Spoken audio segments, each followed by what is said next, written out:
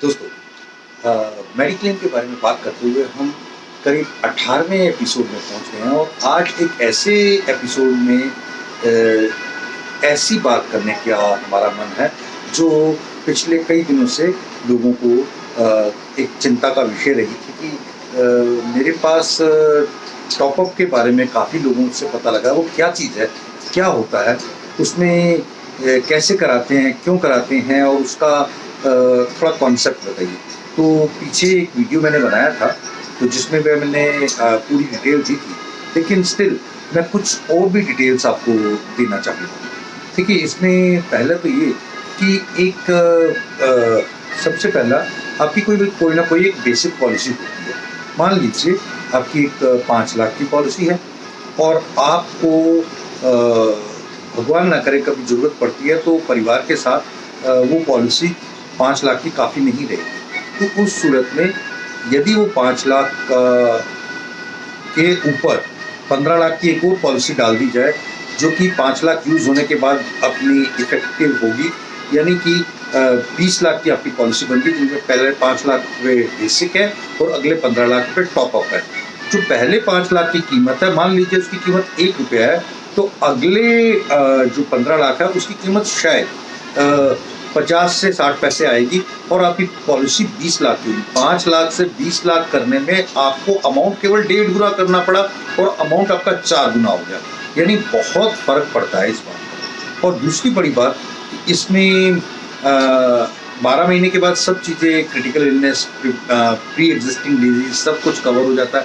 2 लाख से लेकर 25 लाख तक का आप कवरेज ले सकते हैं। इसमें आप कोरोना हर एक चीज़ कवर कर सकते हैं।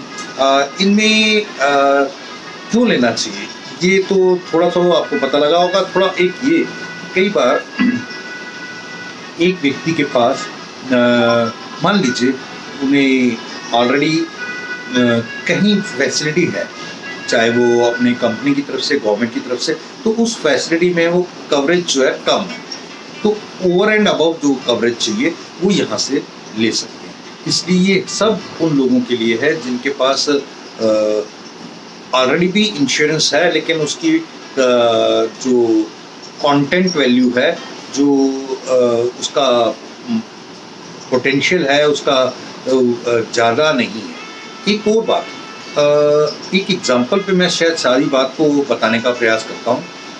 पिछले कुछ साल पहले मेरे एक मित्र हैं, उन्होंने मुझे फ़ोन किया कि यार लास्ट के 2 दिन बचे हैं और उसमें भी कल शायद सैटरडे है, परसों संडे है, तो मेरी रिश्तेदारों ने कोई एक पॉलिसी कर रखी थी और वो हेल्प करने की उसमें नहीं है।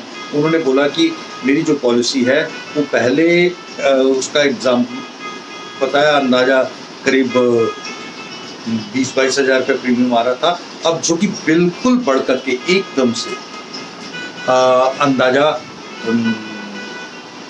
48 के करीब हो गया, जो कि वो उनके लिए बहुत बड़ी बात थी। तो अब बताओ क्या करूँ?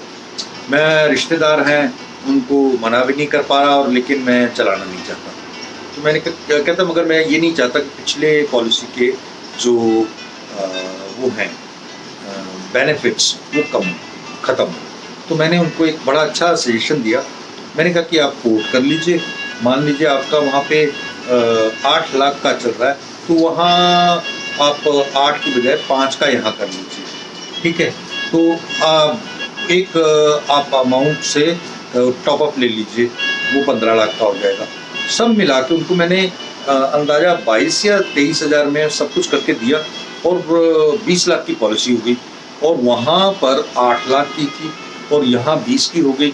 वहाँ पे जाना था 48 हज़ार के करीब, करीब 45 हज़ार के करीब, और यहाँ गया 22 हज़ार। वो तो, और पिछले सारे बेनिफिट्स कवर हो गए। वो तो हिल गए, क्योंकि इतने सालों तक हमारे रिश्तेदारों ने अंधेरे में रखा। तो ये सब चीज़ें बहुत ज़्यादा, और कुदरती बात है, अगले ही कुछ महीनों के बाद उनकी मिसेस का कुछ लेडीज़ प्रॉब्लम के कारण कोरोना के दिनों में ही दिक्कत आई, तो वो सेटल हुआ। अबाउट उसमें भी 50-60 हज़ार रुपये का खर्चा आया। 1 या 2 दिन का ऑपरेशन वगैरह, एडमिशन, 3 दिन शायद रहे थे।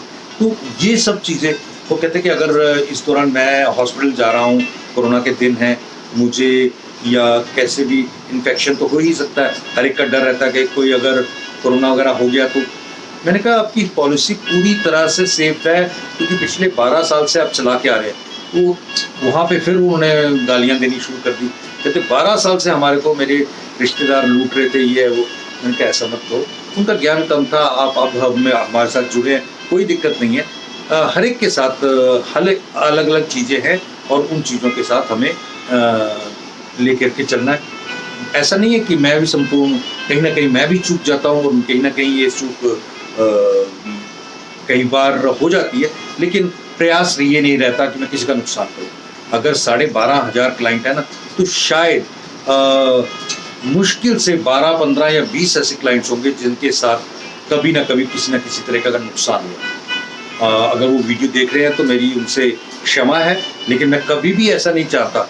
लेकिन हाँ, 12,000, 12,500 लोगों में कभी ना कभी, कहीं ना कहीं, कोई ना कोई कंपनी के लेवल पे, अथॉरिटीज़ के लेवल पे, मेरे लेवल पे, स्टाफ के लेवल पे कोई ना कोई चूक हो जाती है, जिसके चलते हम कहीं ना कहीं अदरवाइज 99.99% हम कभी गलती नहीं करना चाहते, नहीं करते। तो यही बात रहती है। और इसी के साथ मैं आज का एक वीडियो शायद थोड़ा लंबा हो गया हो, माफ़ी चाहता हूँ। और आप अगर बहुत डिटेल्स जानना चाहते हैं तो हमारा जो नंबर नज़र आ रहा है उस नंबर पर आप हमें कांटेक्ट करें और जूम मीटिंग में जुड़ करके अपनी पॉलिसी के बारे में सही डिटेल प्राप्त करें। Thank you.